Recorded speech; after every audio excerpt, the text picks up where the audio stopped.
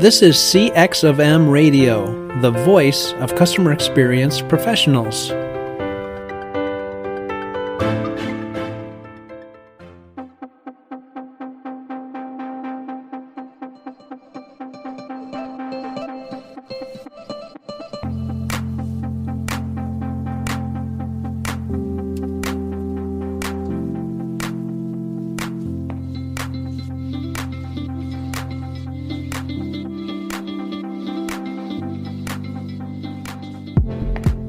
Hello, and welcome to another World of UX podcast.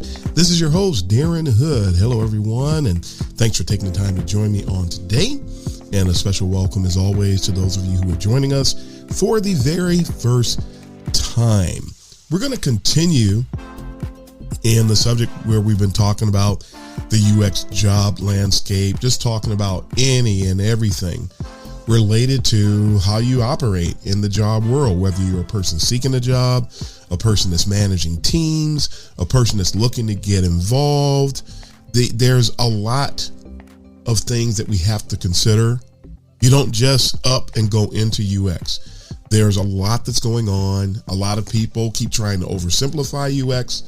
They're going to do it to their detriment and to the detriment of the people who listen to them. We're here to tell you that UX is complex. And you're going to start somewhere. When we start, we don't know very much at all. That's fine. That doesn't mean you're a bad person. That people are so sensitive today and like, hey, I got news for you right off the bat. If you're hypersensitive, UX is not for you, because there's a whole lot going on over here and a whole lot of things you need to consider.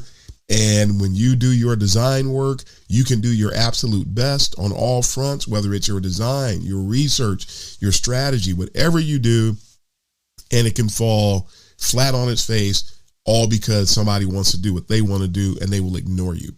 So this is a place for thick skin. If you don't have thick skin, then you have to develop it, which means that you're going to take a lot of bumps, a lot of bruises, and that's why we tell you what you need to know, because this is not a joke over here. This is not, you're not working at a fast food restaurant, and no disrespect to folks in the fast food restaurants, but this is not something you just walk in the door and just start doing.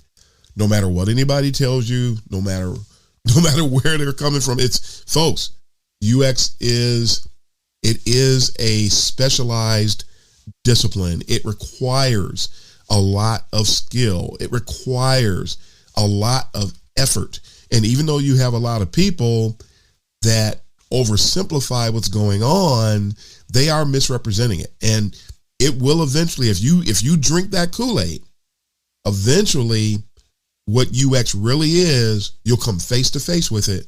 And if you have been drinking that Kool-Aid, you're not going to be ready, and you're going to be extremely disappointed and frustrated. So as I say often, we don't want to see you go through that. So we're going to give you what you need to know. And sometimes it may not be comfortable. I love what somebody said recently. I'm going to tell you like it is. And someone actually said the other day, they said that Darren Hood, he tells you exactly what he thinks with no apology. For the record, that's code for he's opinionated. You can ignore him. But game knows game. And that's something that we need to know and understand today. Even if you are just getting started, you're going to find that as you develop, as you mature in UX, you might approve of somebody at one stage of your growth, and then you find out, you know what? That's not really that solid. You know what? That's not really dependable. You know what? I saw everything the direct opposite of what that person said. So you develop a filter. You develop a sense of appreciation. You develop a sense of value. When we were kids and someone would ask us what we wanted to eat, if we had our choice when we were kids, we would have lived off of ice cream, cake, cookies, candy, peanut butter, whatever.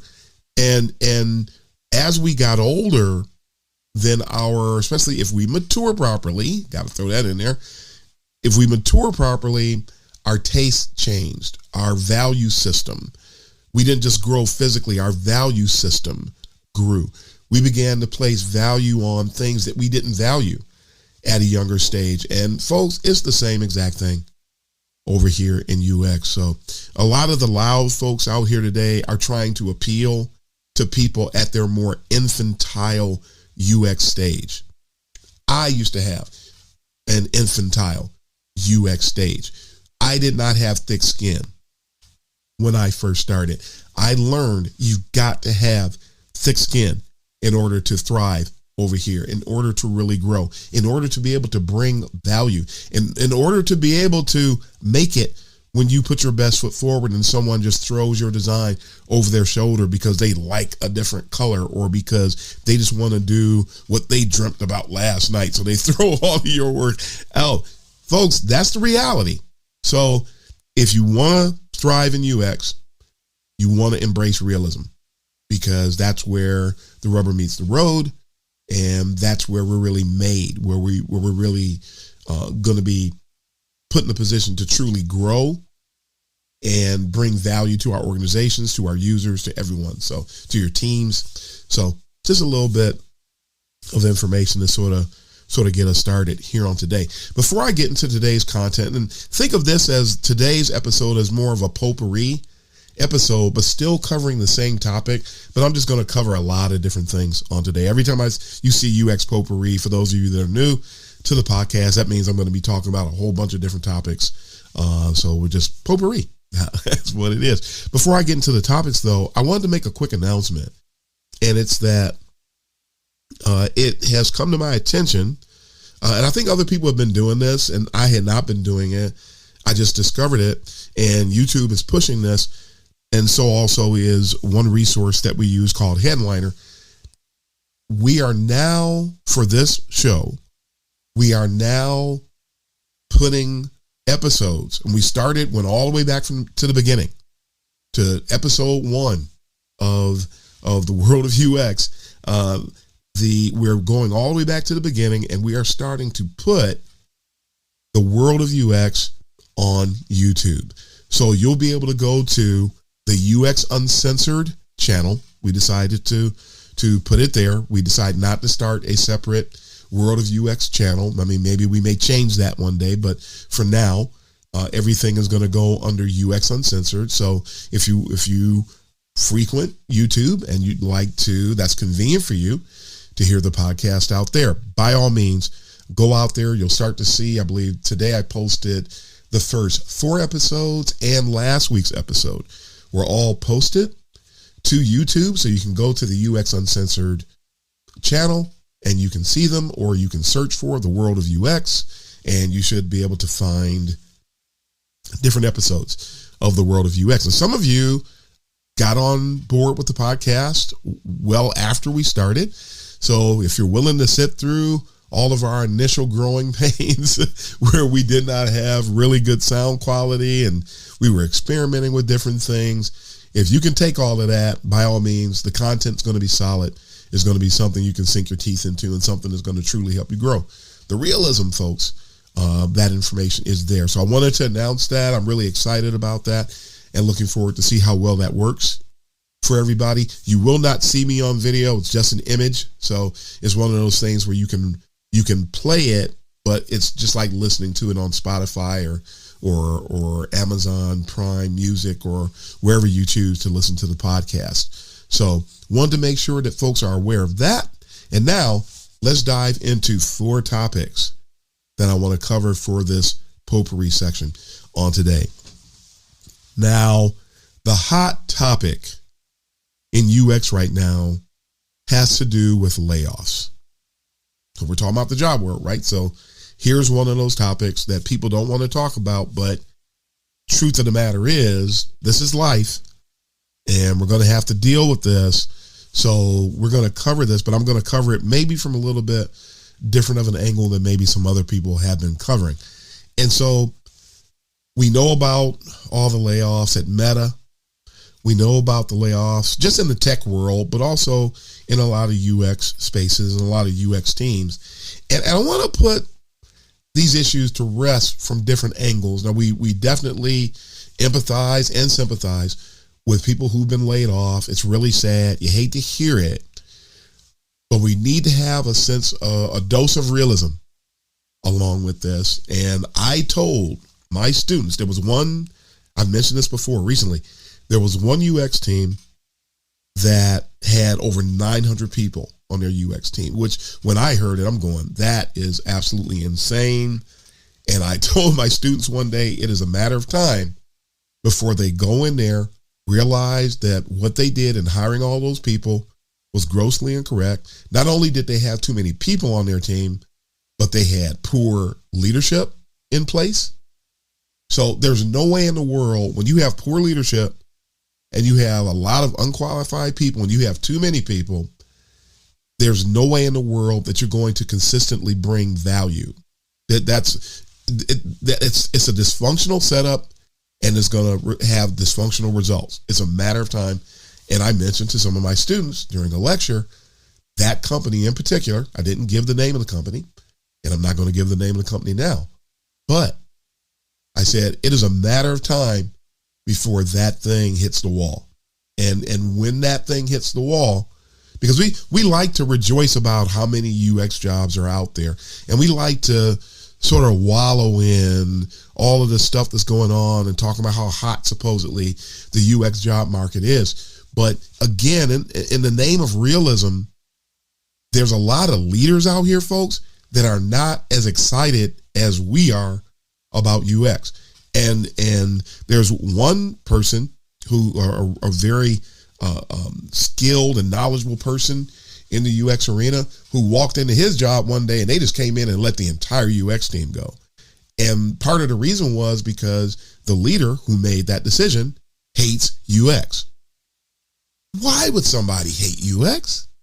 Does that make any sense? We can't make heads or tails out of it unless you are drinking what I'm going to call the reality Kool-Aid. And when I say that, this is good Kool-Aid, because the truth of the matter is that there's a lot of leaders who are simply, they don't respect UX. They don't like UX. They don't understand UX, and they're looking for excuses to get rid of the UX team. And someone walked in his job one day, don't know what happened the day before, don't know what happened the week before, but that person didn't just sit at their desk and think of this. This is something that something came to a head, and that was it. And he came in and just whacked the entire UX team. They are not excited like we are. And when you have misinformation making its rounds the way that it is in UX, when you have people who are willing to fake their way into a UX job, which means they are going to misrepresent the discipline.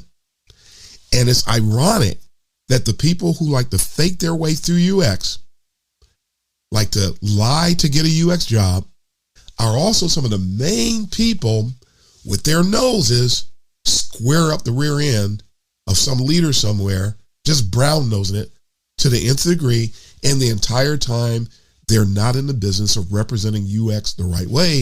And so these people, when they interact with leadership, they are going to leave a sour taste in leadership's mouth.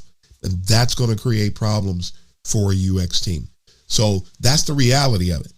Now, some people I respect dearly, we were having a conversation recently, and someone was talking about how they like to say things that let people know what they can go out and do.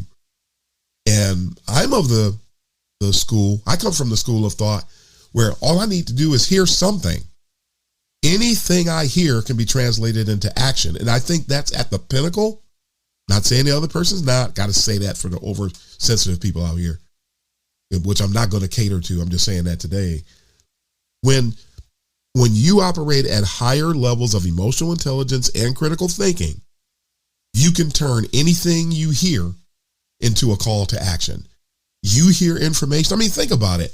When you're going down a street and you see a sign that says dead end, did they tell you what to do, or did that sign imply what you should do? The sign doesn't say, hey, this is a dead end, don't come down this street. Wouldn't it be crazy if you saw a street sign and it had this whole long sentence on it? You're not a child. So when you're not a child, you don't need somebody to tell you what to do all the time. All you need is certain information. When you come out of the house I mean, I was an umpire in softball for a few years, and I spent so much time outside. And I know some of you can relate to this, and maybe you developed this skill, for lack of a better word, some other way. But you got to the point where you know when it's going to rain. You could smell rain. I got to the point that I could smell rain coming and would know when to take certain action. Now, my sense is not as keen as it used to be. I don't spend as much time outside as I used to, but I was really, really, really good at it. Now, once you know whether you smell the rain coming, thought I'd mention that, whether you smell the rain coming or you come outside and you see it beginning to drizzle, nobody told you to go and get an umbrella. There was no sign out there. There was no voice that came from the heavens telling you that you needed to go get an umbrella. What I'm basically getting at is you don't need your hand held all the time. And anytime you hear something, just something that just makes you aware. That information, awareness with no direction attached to it. When you look at that and you digest that information, because of the way that your senses have been exercised before, you know what action you need to take. That's the school of thought that I'm from, folks. So if I'm going to, like some people, they have a hard time hearing some of the things I'm saying because they haven't made that connection. Because they're waiting for somebody to, okay, this is what you said. Now tell me what to do. No, you're either going to know what to do because of what I said, or you're going to learn what to do, or that thing that I actually warned you about is going to come up and bite you square in your rear. And then you're going to know what to do after that. So this is practical information for adults. How about that?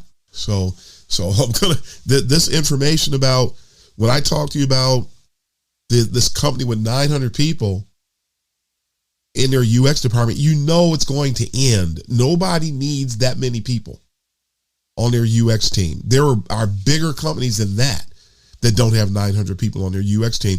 And I knew for a fact that they had a lot of people that were on their team that were not qualified. They like to put out there in the world that they know what they're doing and that they're leaders when it comes to UX and that they have a high maturity level, UX maturity level, but they really didn't. And that particular company has a podcast, and that podcast, they share a lot of information that is absolutely worthless. And so I heard that and I'm like, that's not a good sign. So when I told my students, and I just flat out told them, I didn't just tell them the story. I told them what was going to happen.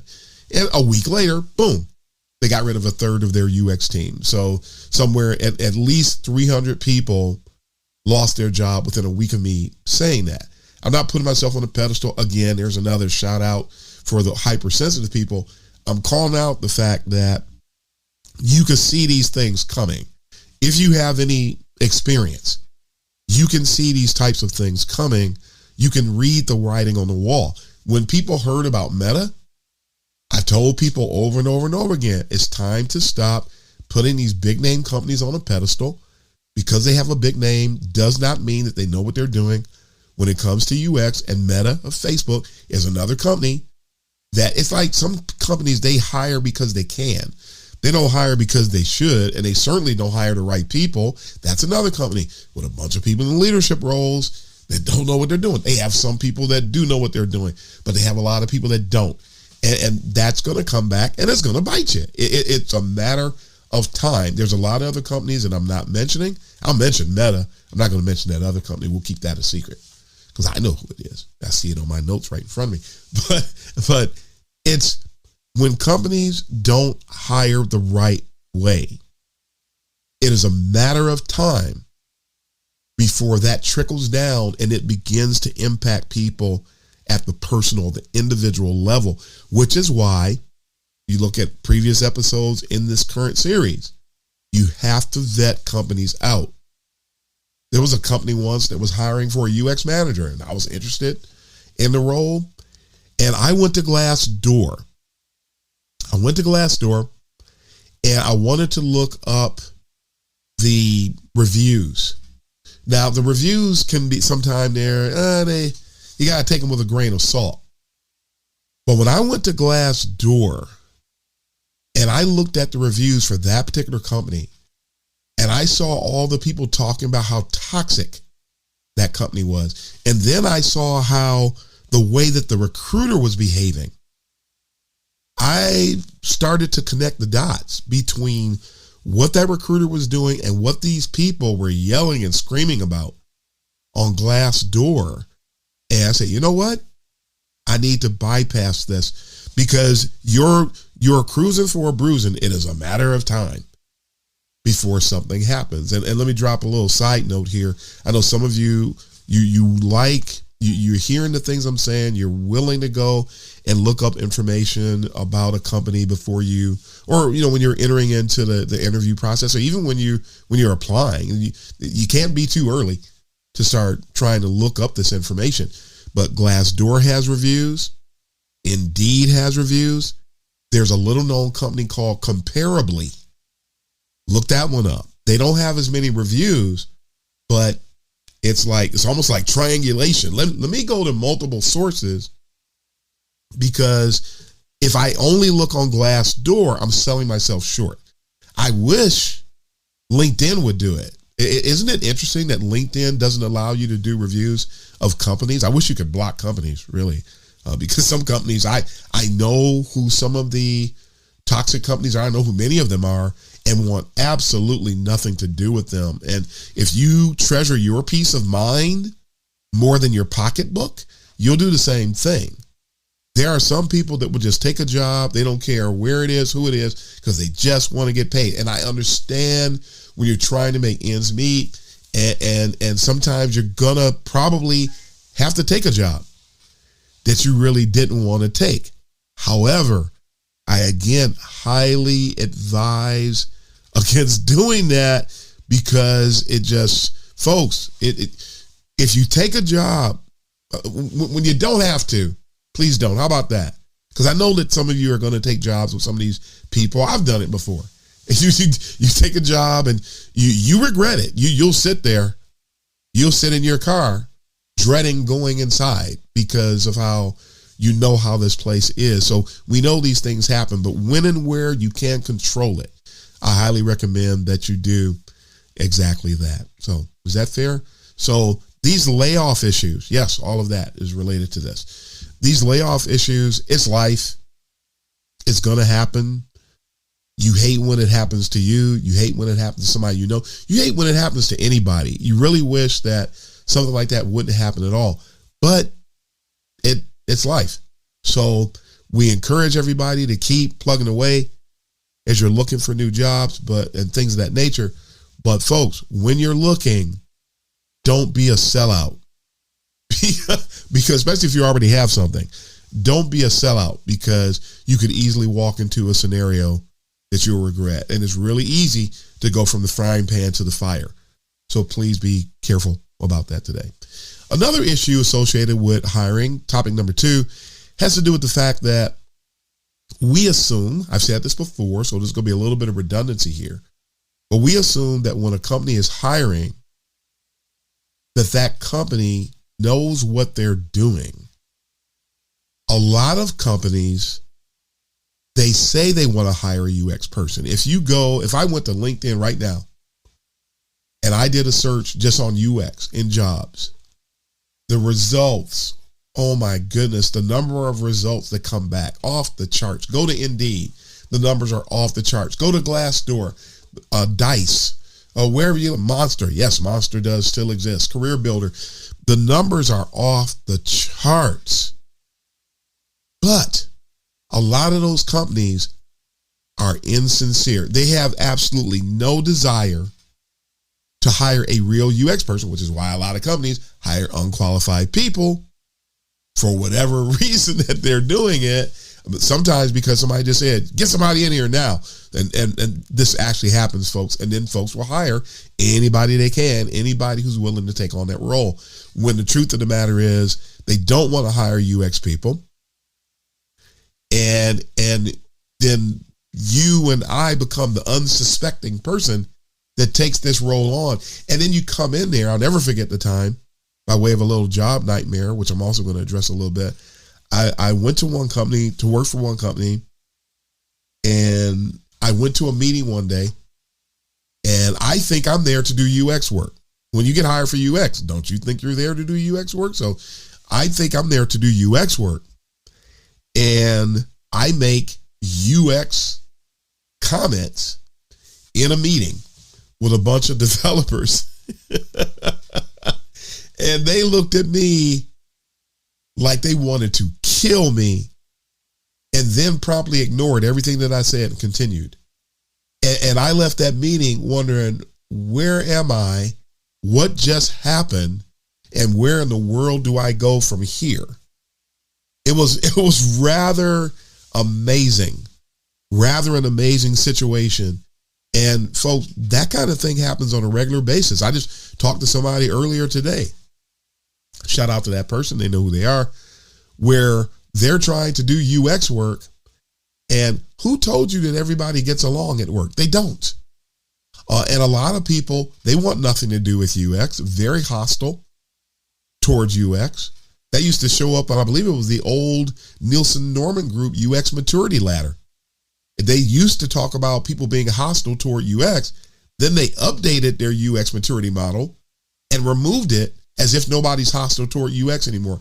People are actually more hostile toward UX, including people who have UX in their title, especially when they're incompetent. Someone said on LinkedIn the other day, somebody made a point in a private conversation about how it's interesting how incompetent people are counted as competent a lot today in a lot of companies.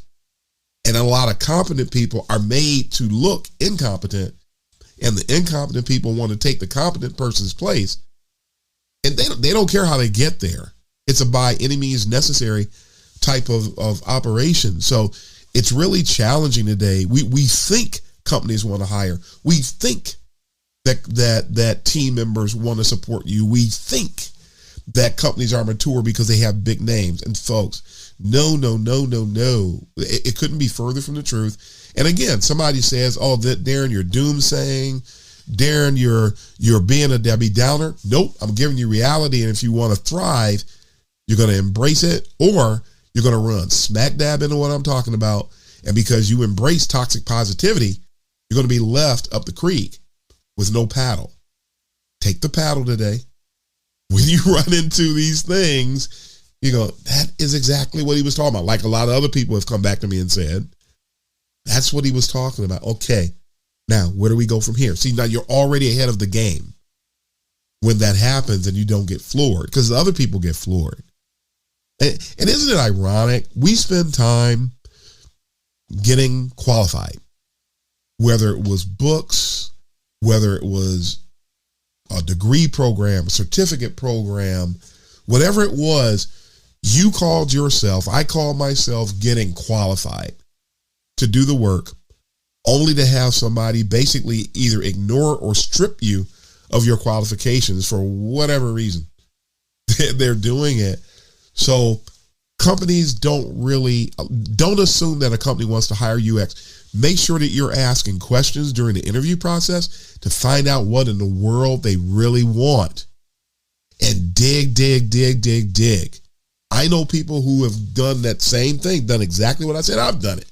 You go into an interview, you talk to the company, you ask all the right questions, they give you all the right answers, and then you start on day one and you never came close to being anywhere in a scenario that you were talking about during the interview the rest of your time with that company. Some companies, they just play the game. They put on a front. I knew one company that used to hire people, UX people, developers, a lot of different people. They hire them, get them into the company. They would hire them through agencies, through recruiting agencies, and then wait until like the 89th day and then get rid of the person so they didn't have to pay the finder's fee. They were just trying to get free work. Like, you would think that would be illegal. It should be illegal. But the people who are the people who made the laws are in bed with the people who, anyway. So it's too much like right. It'll never happen. So just be aware and keep your critical thinking hat on. Don't assume that just because somebody had a job posting that they really want to hire a UX person. No, not really. You're going to have to find that out on your own, whether or not they really want that, whether it's talking to people on the team, asking about, as we said last week, a day in the life of, things of that nature. You need to do that. Otherwise, you're going to make a bunch of assumptions and you're going to get in there, and then there's a rude awakening. And now you got to get back into the whole job search thing all over again, which is already majorly dysfunctional. So you want to be careful. Oh, and by the way, I think I said this last week. It bears saying again, when you find a good boss, just plant your feet in the ground and don't go anywhere, because good bosses do not grow on trees. So just to share that again.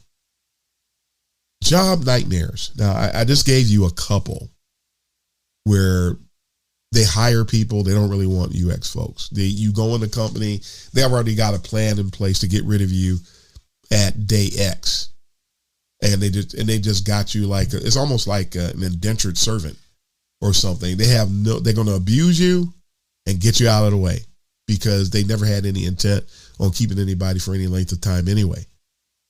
But imagine going into a job, you think they hired you to do UX. This happens a lot, folks. So get mad at me if you want, turn off if you want. You're going to run into it sooner or later, but somebody will hire you for a UX role and then not allow you to do UX. I know people who've been hired in the UX roles that were baited and switched completely. They were turned into product designers. They were, and yes, there is a difference when they're actually doing that thing. If that person is a product designer, then you're going to be turned into nothing but a visual person. I've seen people who have been hired and then the company tried to turn them into business analysts. I've seen people who've been hired or heard stories about people being hired and turned into a product manager or a project manager, or you come into the job and they turn you into a scrum master, and you thought you were just coming in to do UX. And they interviewed you, and maybe 2 or 3 hats came up during the interview. And then you get in there, and this is not for a startup company either. You get in there, and the next thing you know, you're wearing 8, 9, and 10 hats, and you're being judged improperly. It's these types of things happen, and people they'll give you a UX title, but you're not doing UX work. So that's a job nightmare. What if you go to a company and your boss, all they do is give orders, but they don't do anything to cultivate you. They don't do anything to help you grow. You don't have a career path at all in some companies. So the boss is a boss on paper. They're your manager on paper. They're your director on paper. But when it comes to textbook things that they should be doing to help you grow on a personal and professional level, it doesn't happen. So a job where you have bosses that don't cultivate their people and don't care. I heard a story recently about a person who told their boss about a design idea that they had. The boss shot it down, said that they should not do it. The next thing you know, the boss was in front of somebody else presenting that person's idea, their subordinate's idea. And the person just pulled their hair out. Folks, these things happen. These things happen. Folks, I've had a patent stolen from me in my career. These things happen, folks. So you might not want me to talk about this stuff, but I guarantee you, when you know about it and you get to the point where you can start to identify the signs, you're going to be in a lot different position, a lot better position than if you didn't know.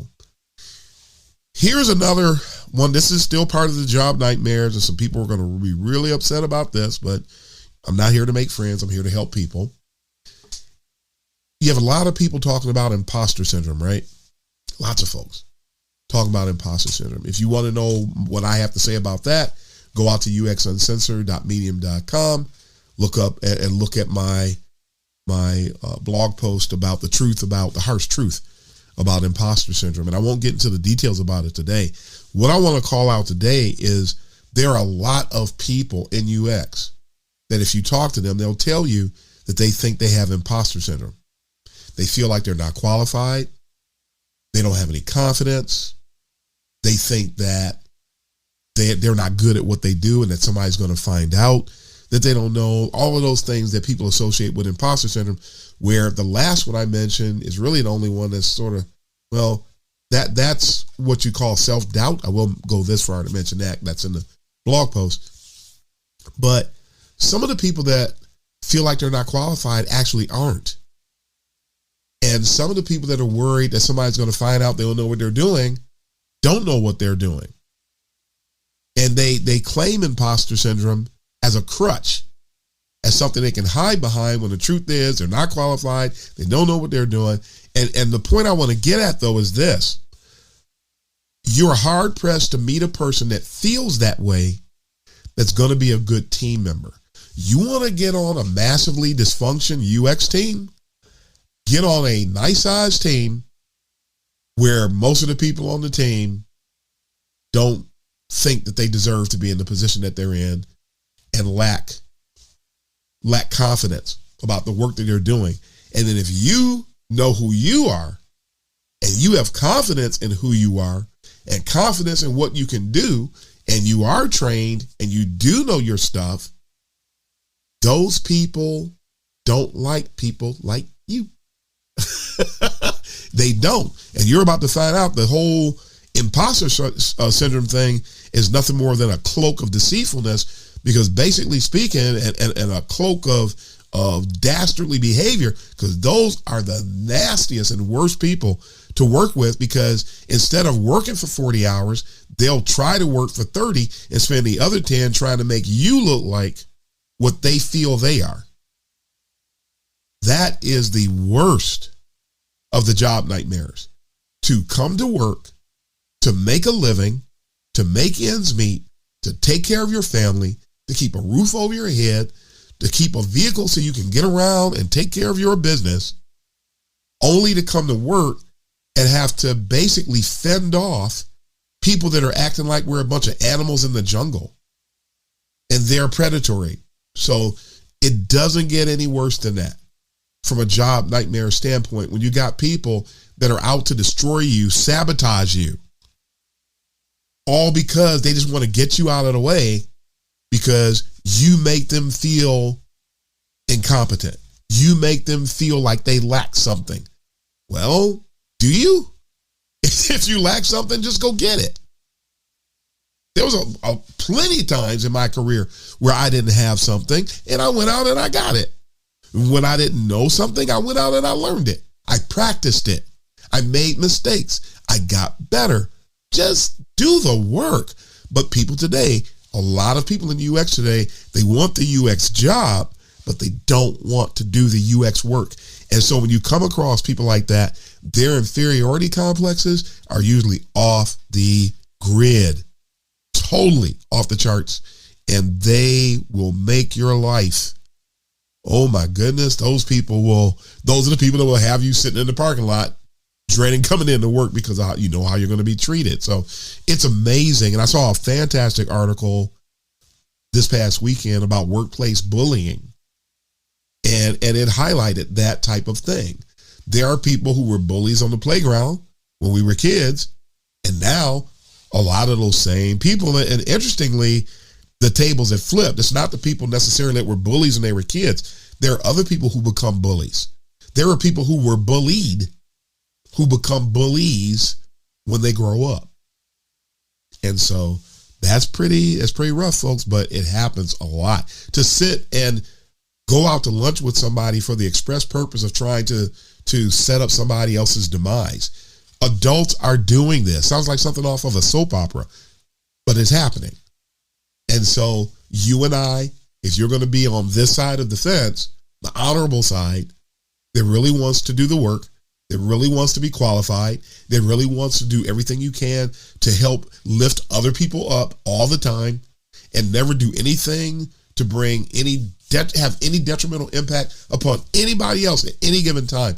When you're willing to operate like that, you become a target. So, and until we're in the majority, matter of fact, we don't even have to be in the majority. It's still going to happen to a certain extent because those people, they just don't seem to rest unless it causes somebody else grief. So again, Take it, folks. Swallow it.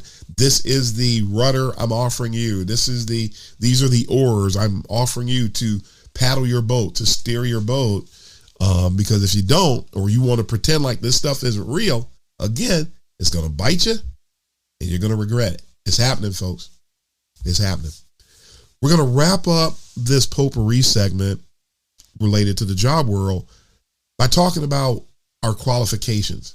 Again, where do we go to help us grow? Now, I did an episode once about the importance of a PLN, a personalized learning network. So you want to listen to that if you want to get some downloads on this in great detail.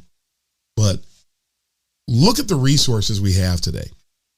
And remember, when you are getting into UX, when you're in UX, you have made a commitment to lifelong learning. We must continue. Continued education is at the core of who we are. You have books. You can get a degree. You have certifications that you can get. I mean, real certifications, not fake ones. There's a lot of fake certifications out here in UX. And no, we're not talking about certifications in processes. There's people that are getting certifications in processes now. I got such and such a UX certification. Really? Don't they specialize in processes? Isn't that group actually taking a bunch of stuff that already existed and rebranding everything so they can make more of a name for themselves and try to make it look like they have something that other people don't? No, that not those. We're not talking about those certifications. You can go to conferences, and yes, conferences are tough today because most conferences are really engaging in some degree of sensationalism. And so it makes it something to avoid instead of something to gravitate to. So just no one understand that today. Just because there's a conference doesn't mean the conference is good. You really have to vet out what's happening at a conference before you put your money out there. And some of them will rake you dry for your money to go too. But at any rate, then there's podcasts. There's a growing number of UX podcasts today. Just because somebody has a podcast doesn't mean they're saying anything of note. There's a lot of UX podcasts. Back up for a moment. There's a lot of UX podcasts where people are spreading misinformation. They are spreading toxic positivity. They're not telling people what they need to know. The people on the podcast don't have any experience. So they really don't have anything to share. And they need to be quiet for a few more years. This is just the reality of it. And so would you go and sit over at your friend's house and let their 4-year-old child give you advice on life? No. Would you let that 4-year-old child give you advice for your budget? No. Would you let that 4-year-old child come up with a nutrition plan for you? No. Why then do we have people in UX, and let me rephrase this. Why is it that people are so willing to listen to folks who don't have any experience speak about things beyond their years? Not that they did it accurately, and a lot of them are actually stealing content from other people and then doing it because they want to become a celebrity. So they'll sit and listen to this podcast or look at somebody else's podcast or YouTube channel or look at their blog posts and then go and regurgitate the same stuff as if they're doing somebody a favor, when in fact their audience doesn't know that the person that they stole from exists. So the perp gets away with it. We need to make sure we have a strong personalized learning network. Find the right books, not just any books, the right books. Get a degree if you want. If you can afford it and you're willing, you still can't beat getting a degree. Although there's a problem in education today, and you have to be careful where you go to school because there's a UX maturity level problem at the educational level today too. They don't realize that they need to be mature in UX in order to prescribe the right courses, to put together the right curriculum. So it's not just the boot camps that mess that up. The universities are starting to mess up now because they think that many of them think that the boot camps are their competition. And now they're playing down to the competition, so to speak. And now that's creating a problem for the prospective student.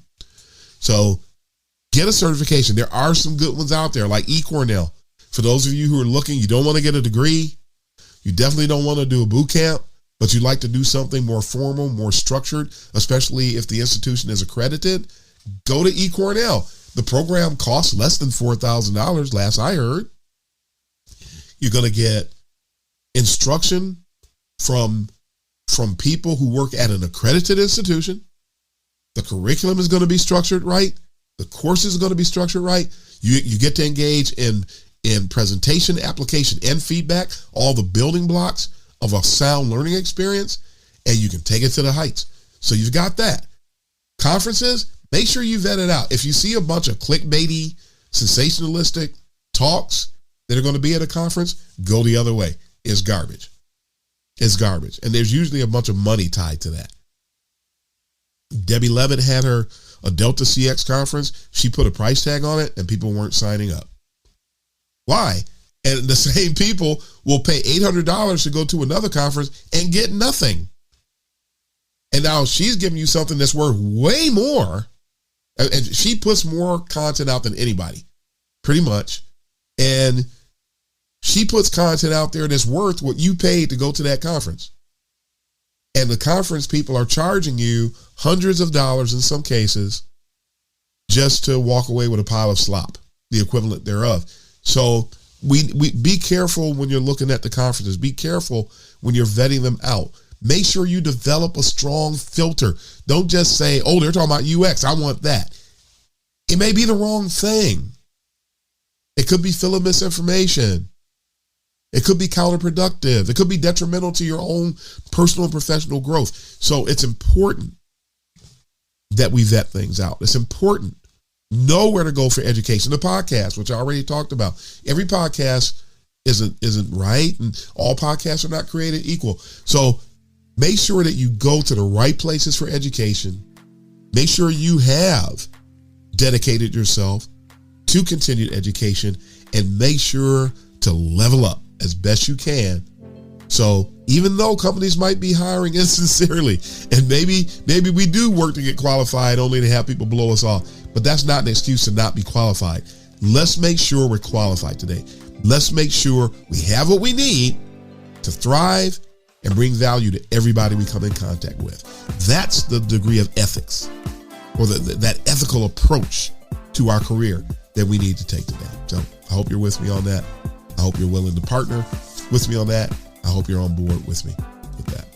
So folks, that is all the time we have for this little potpourri section or session.